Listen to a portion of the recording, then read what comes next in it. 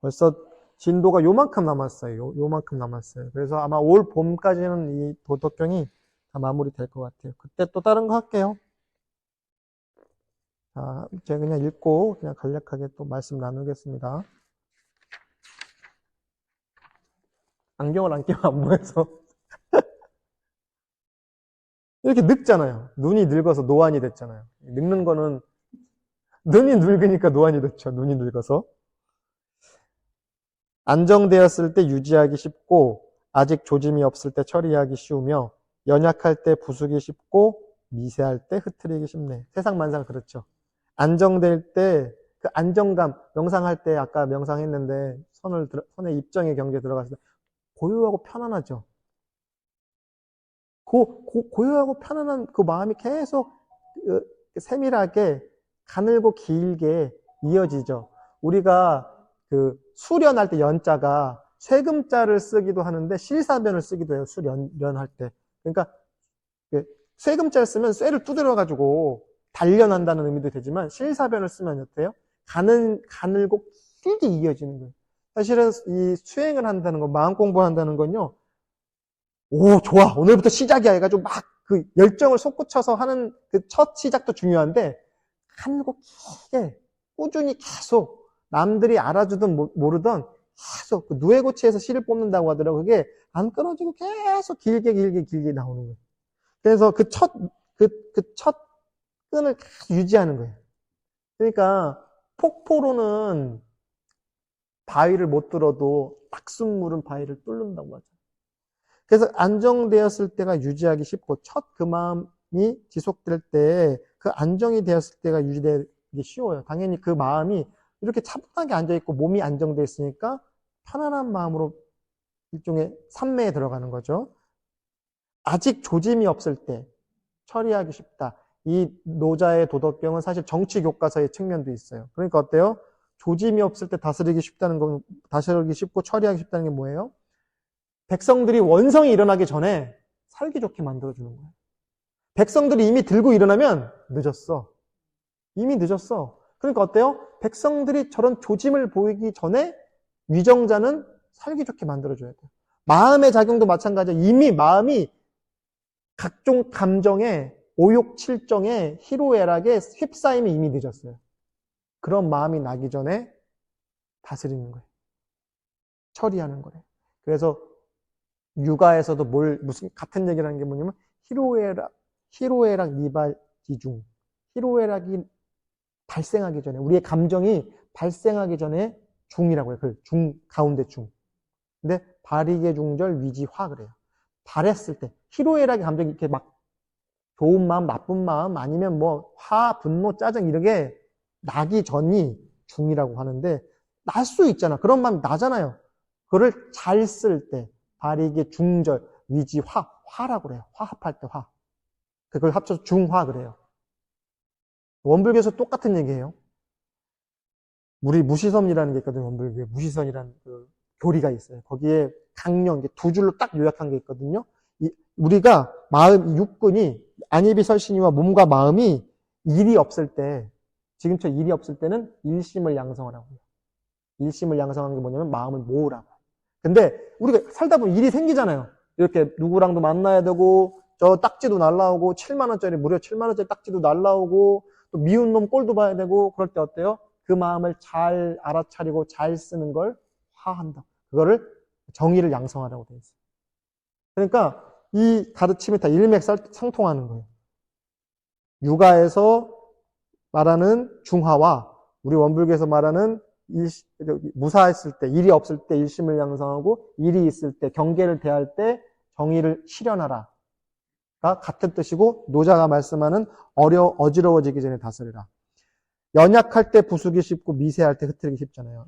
마음이 큰 경계 아니면 뭐 독한 마음, 분노하는 마음, 짜증나는 마음, 우울한 마음, 그 부정적인 감정이 막 꾹 자리를 차지하고 있으면 내 마음 어느 구석에 꽉 자리를 차지하고 있으면 그거 어떻게 다스려. 안절부절 못하는데 이게 연약할 때는 그 마음 부수기 쉽죠. 그렇죠. 미세할 때 그런 마음 미세할 때는 흐트리기도 쉬워요. 그래서 아직 일이 생기기 전에 처리해야 하고 어지러워지기 전에 다스려야 하네. 이거는 정치에도 통용되지만 마음 공부에도 통용이 돼요.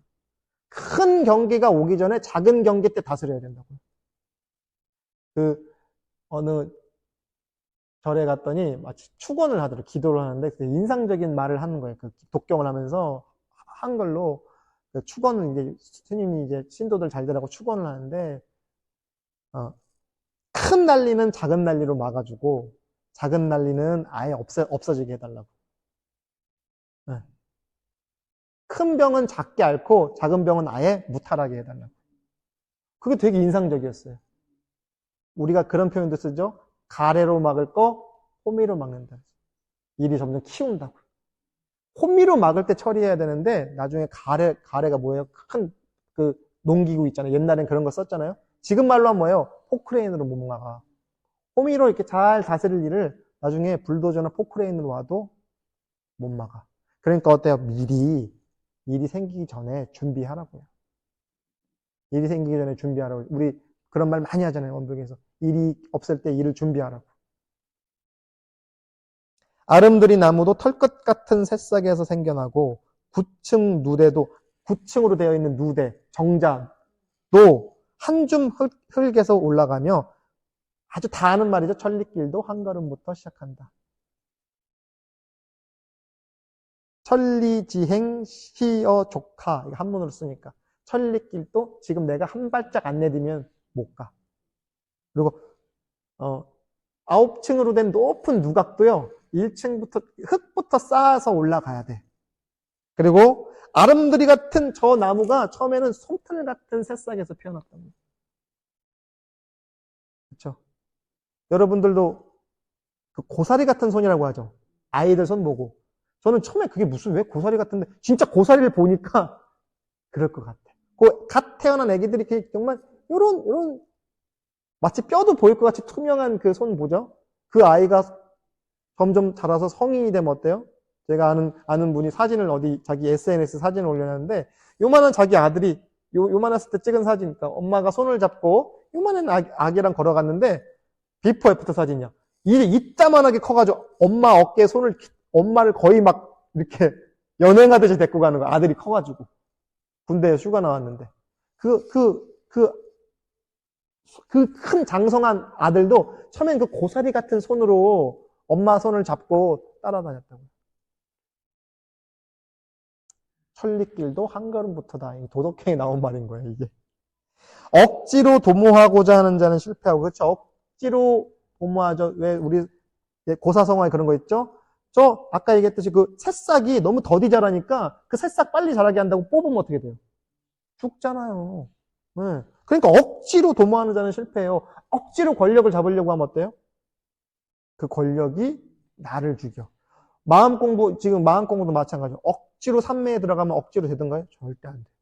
힘 빼야 돼. 모든 공부는 마음 공부든 어디 몸으로 하는 공부든 힘 빼는 것부터 시작하는 거예요.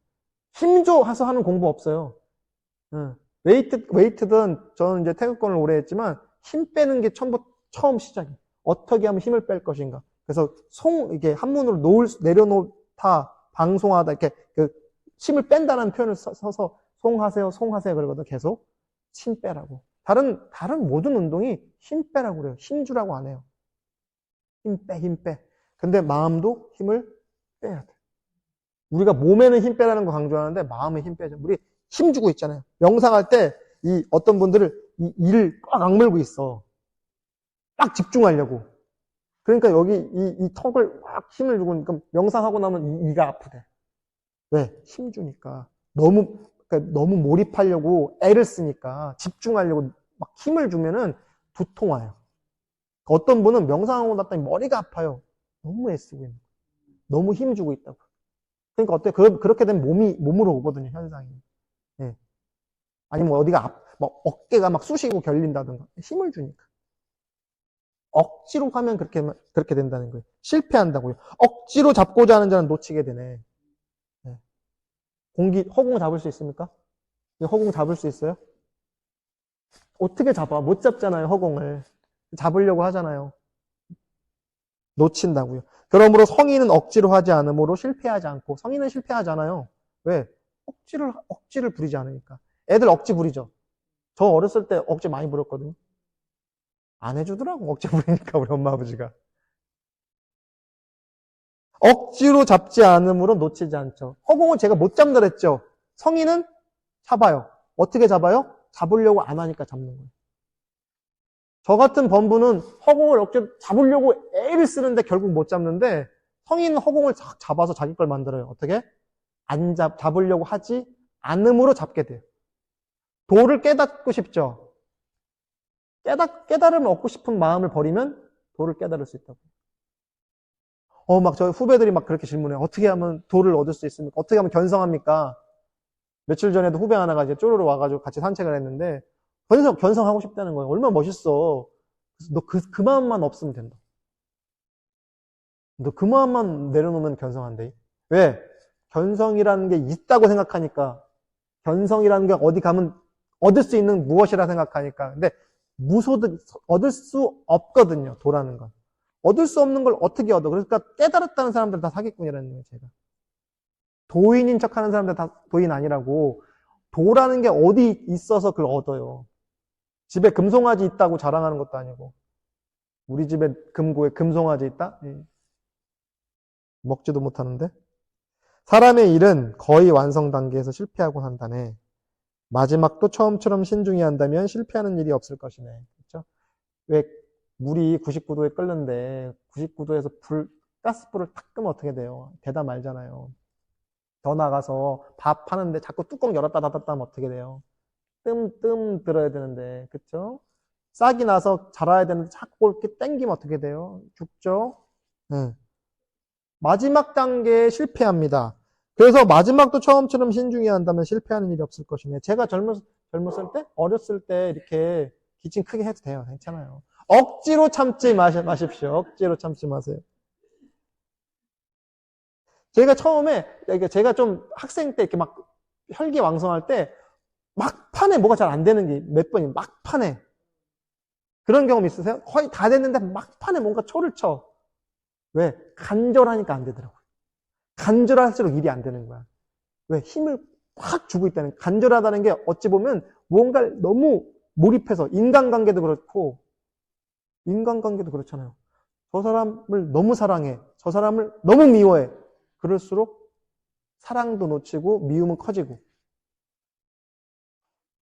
그래서 성인은 욕망을 하지 않음으로써 욕망한다. 되게 멋있죠. 욕망을 하지 않음으로써 욕망한다고. 성인은 깨달음을 얻지 않음으로 깨달음을 얻은 거예요. 근데 우린 반대죠. 우린 타인의 욕망을 욕망하잖아요. 그렇죠? 저 사람이 깨달았으니까 나도 깨닫고 싶어. 저 사람이 좋은 차를 샀으니까 나도 사고 싶어. 저 사람이 좋은 집에 사니까 나도 갖고 싶어. 그렇죠? 성인은 반대예요. 욕망하지 않아서 얻어. 그러니까 큰 욕심을, 왜? 큰 욕심을 키우라고 하셨잖아요. 소태산 대종사람 원불교의 큰 스승께서는 너희는 큰 욕심을 키워라. 작은 욕심은 버리라고. 중생의 작은 욕심을 버리고 성인의 욕심. 성인은 이 뭐예요? 욕망하지 않으니까 욕망을 성취하잖아요. 그러므로 성인은 욕망하지 않음을 욕망하기에 얻기 어려운 재화를 귀히 여기지 않고, 얻기 어려운 귀히 여기지 않아요. 금붙이, 쇠붙이 그런 거 귀하게 여기지 않습니다. 무기, 사람을 죽이는 미사일, 비행기, 탱크 이런 거 욕망하지 않아요. 가르치지 않음을 가르친다고.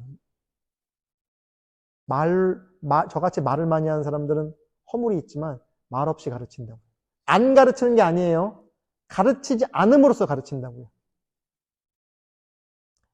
사람들이 짓는 허물을 회복시킨다는 거예요. 그래서 우리 같은 중생, 성인은 우리들 같은 범부와 중생을 구하려고 오신 거예요. 의도하지 않아도. 성인은 내가 성인이 된다는 건 뭐냐면 중생을 건질 수밖에 없어요. 예수님, 부처님, 공자님, 노자님, 소태산 대종사님 이런 분들이 내가 중생을 건져야지 하고 온 게 아니라니까요. 자기를 그냥 열심히 했는데 그거 자체로 저절로 중생을 건진다고요. 네. 말 없는 가르침을 주니까. 근데 반대로 이게 뒤바뀌면 안 돼요. 내가 중생을 건져야지. 내가 너희들을 구원해 주리라. 지 문제도 해결 못 했는데. 그런 사람들 이제 교주가 되는 거죠. 내가 너 고쳐줬으니까 계좌로 입금해라. 이렇게 되는 거죠. 네. 그래서 세상을 건지겠다는 사람이 많을수록 세상이 혼란해지는 거예요. 노자같이 나는 몰라. 바보야. 나는 그냥 아무것도 쓸모없는 사람이야. 이런 사람이 오히려 세상을 건지는 거예요. 세상을 건지겠네 하는 인간들이 많을수록 이 세상이 말세구나. 그러므로 이런 식으로 성인은 만물이 저절로 그러함. 자연. 계속 얘기하는 무의자연하다고 그랬잖아요. 자연이 어떻게 산에 깊은 산속 이 자연이 아니라고요. 그냥 힘 빼고 스스로 그냥 저절로 그런 거, 저절로. 그래서 왜 비틀즈의 노래 중에 Let It Be 있잖아요. Let It Be. 그냥 그게 되는 거야. 그냥 그게 되는 거야. 그 비틀즈가 이렇게 인도 그때 당시에 70년대 이럴 때 60년대 70년대 서구 사회에 엄청난 정신적 혁명이 일어났는데 명상을 받아들인 거거든요. 그때부터. 그래서 비틀즈가 실제로 인도 그 요기한테 명상을 배워요. 그러면서 가사가 이런 가사도 쓰는 거예요. Let it be. Let it be. 그냥 돼버린, 그냥 그게 되는 거야. 그 자체가 되는 거예요. 하나 되는 거라고요. 최성의 합이란다니까. 그래서 억지로 안 하고 감히 뭘 도모하지 않아요. 성인은 일을 꾸미지 않아. 일을 저지르지 않아. 일을 저지르지 않는 걸로 일을 저질러. 역설적이죠. 네. 저주로서 축복을 삼고, 그렇죠? 우리 이던상 서문에 나오잖아요. 해생언, 은생언이라고. 그렇죠? 하나 더 할게요. 백성을 순박하게 만들라. 옛날에 도를 잘 실천하는 사람은 백성을 똑똑하게 만들지 않고 어리숙하게 만들고자 하였네. 이러니까 좀 그렇죠. 바보를 우민화 정책 이렇게 비난도 했어요. 노자는 백성들 그냥 바보로 만들라고 하니까 공부도 안 시키고 이렇게 쓸모없는 사람 근데 이 맥락을 보면 이때 당시가 춘추전국 시대 엉망진창 그 권모술수로 속이고 속고 싸우고 뺏고 이런 시대예요. 그러니까 어때요? 백성들도 이런 감언이설에 속고 더 남들 밟고 일어서려고 하는 시대였다고요. 시대적 배경이. 그러니까 어때요? 왜 대종사님께서도 천하농판 농판 자주 얘기하죠. 농판이 전라도 사투리로 바보가 되라고. 바보가 되면 천지구분 못하는 사람이 아니라 분별과 주착이 떨어진 사람이 바보 같잖아요. 얼핏 보기에는 성인이 바보 같은 사람 아닙니까? 분별하지 않고 집착하지 않으니까 바보 같죠. 노자가 말하는 순박하라는 게 그런 의미입니다. 백성을 다스리기 어려운 것은 백성이 아는 게 많기 때문에 이 안다는 게 우리가 그 지혜와 지식을 구분하죠. 요 머리로 이렇게 굴리는 거, 잔머리 굴리는 게 세상이 혼란하면 사람들이 잔머리 굴리거든요. 크게 보지 못하잖아요. 금방 들통날 거짓말을 아무렇지 않게 하잖아요. 그렇잖아요. 많아요. 나도 그럴 수도 있고 여러분도 그럴 수 있다니까. 금방 내일이면 1시간 뒤면 밝혀질 거짓말을 천연덕스럽게 하잖아요. 그런 지식, 그런 얄팍한 남을 속이고 개교한다고 하죠. 개교한다. 계산하고 교묘히 꾸미는 거 그렇게 된다고요. 세상이 혼란하니까. 백성을 다스리기 어렵다는 게 왜 다스리기 어려워요? 백성들이 그렇게 개교를 부리니까.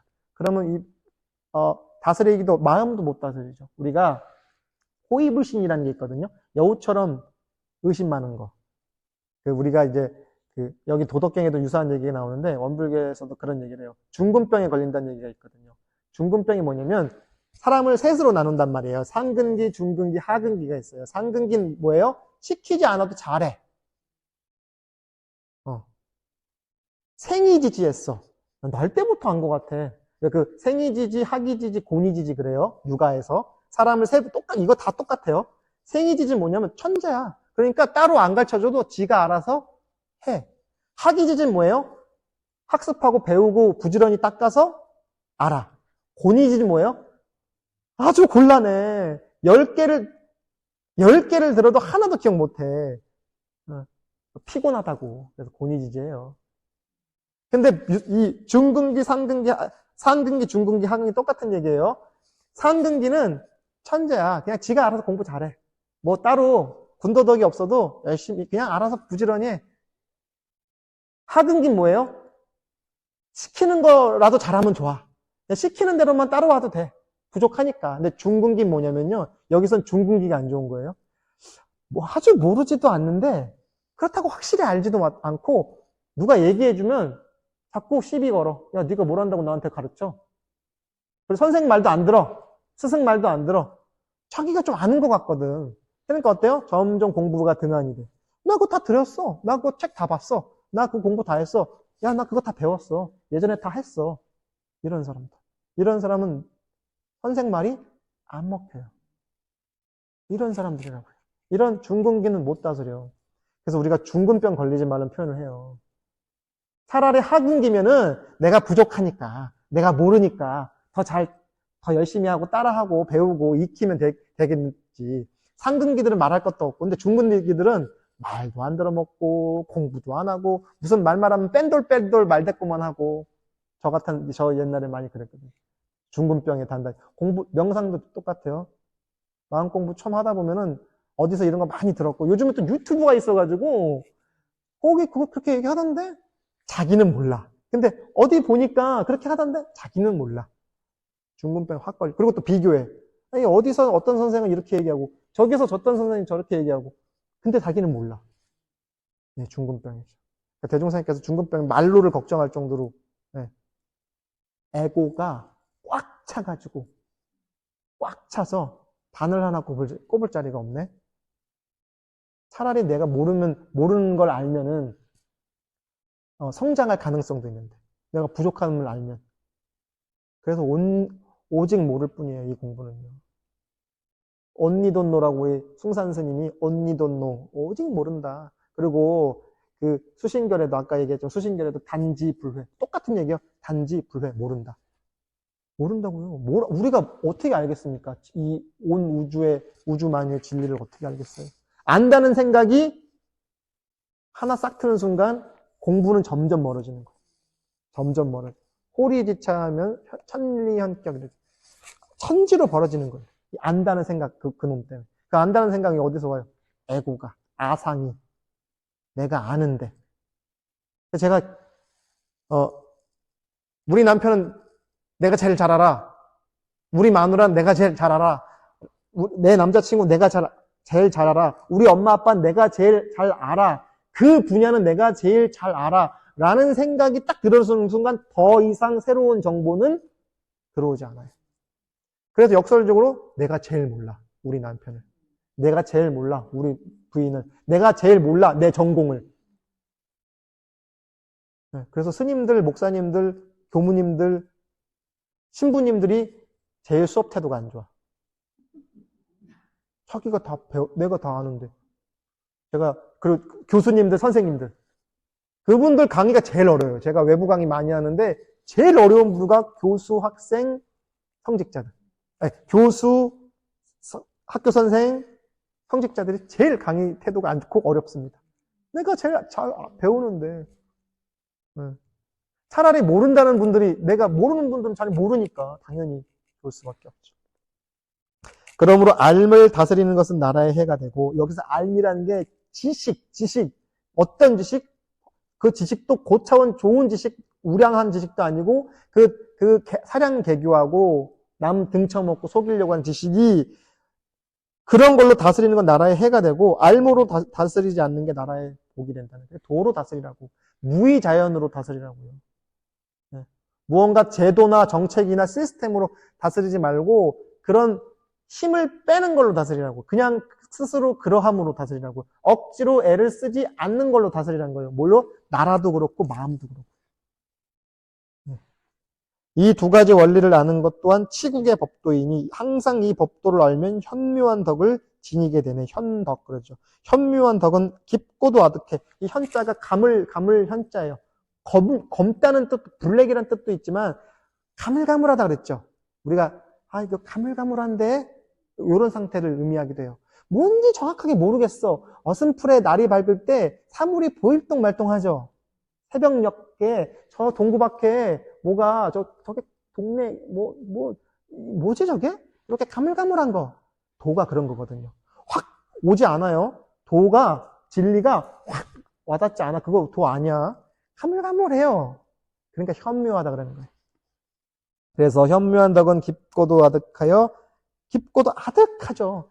정말 아득한 먼 옛날, 기억이 날 듯 말 듯한 거, 아득한 먼 우주, 보일 둥 말 둥.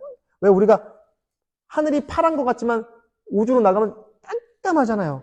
그러니까 이 우주가 가물가물하듯이 진리가 있다면 가물가물해요. 이게 눈에 팍 드러나지 않는다니까요. 특히 도가에선 더 그렇게 얘기해요. 그래서 현묘하다. 묘해요. 알듯 말듯 하니까. 그래서 사물과 상반되는 것 같지만 결국엔 크게 도에 따르게 되네. 그렇죠.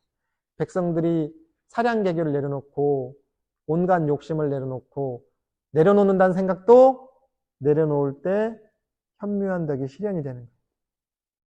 하나만 더 할게요. 이거 너무 멋있어. 이 장은 너무 멋있는 것 같아요. 강과 바다가 묻 계곡물들의 왕이 되는 이유는 계곡물들에 대해서 자신을 낮추기 때문이다. 물이 높은 데서 낮은 곳으로 모이죠. 그럼 모여서 된 데가 어디예요? 바다잖아요. 그래서 바다가 모든 물의 왕이죠. 졸졸졸 흐르는 시냇물보다 저 대양을 보면 이게 진짜 물의 왕이구나 싶겠죠. 근데 왜 왕이 됐어요? 가장 밑에 있으니까. 가장 낮은 곳에 거하니까. 그래서 묻 계곡물들의 왕이 되는 거예요. 낮으니까. 민주주의는 뭐예요? 민주주의에서 왕이 되고자 하는 사람은 어떻게 해야 돼요? 모든 유권자들한테 낮춰야죠. 그러니까 요즘 그 시즌이 됐잖아요. 모든 각 당의 후보들이 4년에 한 번씩 고개를 최대한 조아리죠. 만날 수 있잖아요. 쉽게. 4년 그러고 나서 어디 가는지 모르겠지만 어쨌든 지금 요즘은 그분들이 우리 국민들 앞에 고개를 90도로 조아리고 그렇죠? 낮추죠. 더 바짝 낮출수록 유리하다 생각하니까. 물론 비록 한때지만. 근데요. 진짜 낮추는 사람 어때요? 그냥 가장 낮은 곳으로 가는 거죠.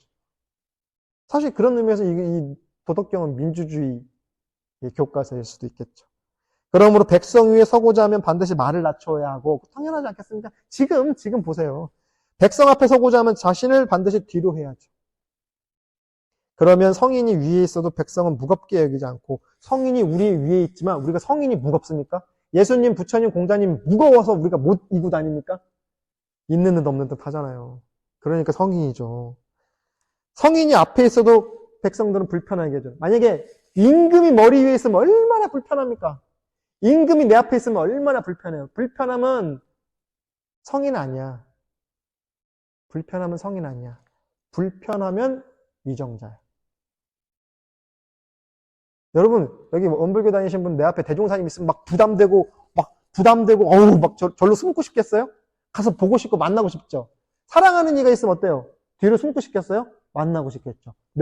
페이스 또 페이스 하고 싶잖아요. 사랑하는 자제분이 있으면 뒤로 숨고 싶겠어요? 이렇게 만져보고 싶고, 그렇죠. 이렇게 얼굴 들이대고 싶죠. 성인도 마찬가지예요. 성인도 내 위에 있던, 앞에 있던 부담스럽지 않아. 근데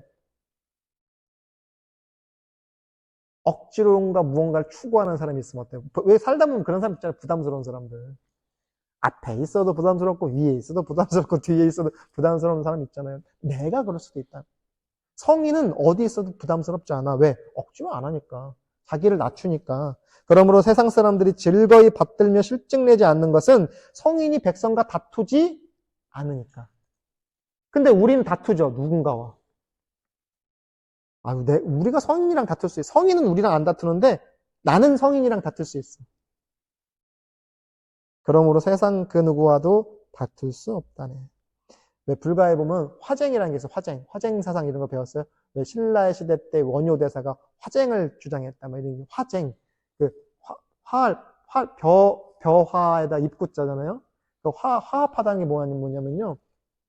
쌀을 입에다 넣어주고 동일하게 쌀을 밥 한 그릇에 다 넣어주면 얼마나 화기롭습니까? 얼마나 화합이 잘 되겠어요. 근데 이 사람은 빼고 우리만 나가서 밥 먹으면 어때요? 화합이 깨지는 거죠. 쟁은 뭐예요? 여러 사람들이 이렇게 논쟁하는 거예요. 논쟁, 말로써.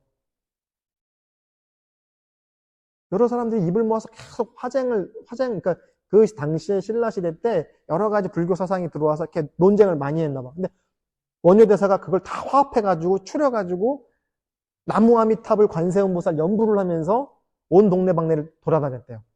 그러면서 화쟁을 외친 거예요. 야, 니네 사상이 다 좋고 하지만 결국은 다 하나의 꽃이야. 아름다운 꽃. 불교에 보면 화엄경이라는 그 경전이 있어요. 불경의 꽃이래요. 제일 유명한, 많이 알려졌고, 그리고 분량이 엄청 많아.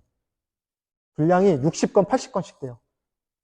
옛날 책이니까 이렇게 두껍진 않지만 이런 책이 막 60권, 80권씩 된대요. 저도 옛날에 읽어보려고 도전했다 실패했어요. 등장인물만 읽다가도 하루가 가겠더라고. 누가 나오고. 근데 그 화엄경을 말하는 화엄의 앞에 잡화엄경이라는 게 붙어요. 잡다라는 뜻이 있는데 뭐냐면 저 들판에 아름다운 꽃이 한 종류만 피어 있으면 어떻겠어요? 재미가 없죠? 해바라기도 펴있고, 민들레도 펴있고, 뭐 장미도 펴있고, 뭐 개나리도 펴있고, 이름 없는 꽃들이 아주 옹기종기 그냥 막 다양하게 꽃이 펴있어. 그게 더 아름답겠어요? 한 가지로만 딱 일률적으로 꽃이 핀 게 아름답겠냐고요. 다양한 꽃이 잡다하게 화엄을 이루고 있는 거예요. 화엄이, 화자가 이 화려하다 화가 되고, 어떤 분은 그냥 꽃하라도 표현을 해. 그리고 엄이 뭐냐면 장엄하다. 꿈이다. 장엄하게 꾸며놓다. 그러니까 이 꽃이 온 우주에 밝게 펴있으면 다양한 꽃이 얼마나 아름답냐고. 그러니까 이런 사람도 있고 저런 사람도 있고 이런 사람도 있고 저런 사람도 있다고요. 그 다양성을 인정해야 된다고. 그러면 세상 누구와도 다투지 않겠죠. 근데 한 놈만 있어야 돼. 똑같은 옷만 입어야 돼. 똑같이 이렇게 줄을 딱 나란히 맞춰놔야 돼. 그런 사람들 있잖아요. 군대가 그렇잖아요. 저 같은 사람은 되게 군대 부적응자였거든요. 난 줄 맞추는 게 너무 싫은 거야. 이렇게 한쪽으로 이렇게 삐져나오고 싶어. 근데 우리는 어때요? 그걸 딱 한 줄로 이렇게 만들고 싶죠. 일률적으로. 근데 이런 놈도 있고 저런 놈도 있잖아요. 심지어 그 군대에서도 키가 큰 놈도 있고 작은 놈도 있잖아요. 그거 억지로 못 하잖아요. 하계 다리가 길다고 자르거나 뱁새 다리가 짧다고 늘리면 죽잖아요. 인정하는 거예요. 다 그대로. 그러면은 다투지 않는다고. 화쟁이 되는 거예요. 저런 놈도 있고 이런 놈도 있고 꼴 봐준다고 그러죠, 우리가. 그렇죠. 꼴 볼 줄 아는 게 바로 이 도덕경에서 강조하는 거예요. 그럴 수도 있지. 저럴 수도 있지. 왜? 누가 그렇게 한다고? 성인이 그렇게 하잖아, 성인이. 성인은 그러니까 안 다퉈. 안 다퉈. 근데 우리는 다투죠, 성인이랑. 부처님이 훌륭하니, 예수님이 훌륭하니 다투잖아. 심지어는 성인을 가지고도 우린 다투잖아요. 아이, 대종사님이 더 훌륭한 것 같아. 예수님은 좀 별론 것 같아. 부처님은 좀 별론 것 같아. 이렇게 다투잖아요. 그들은 그렇게 생각 안 하는데. 그러면 성인들은 그걸 보면 이렇게 얘기하겠죠. 저런 놈도 있네. 그래서 세상 그 누구와도 다투지 않는 게 바로 성인입니다.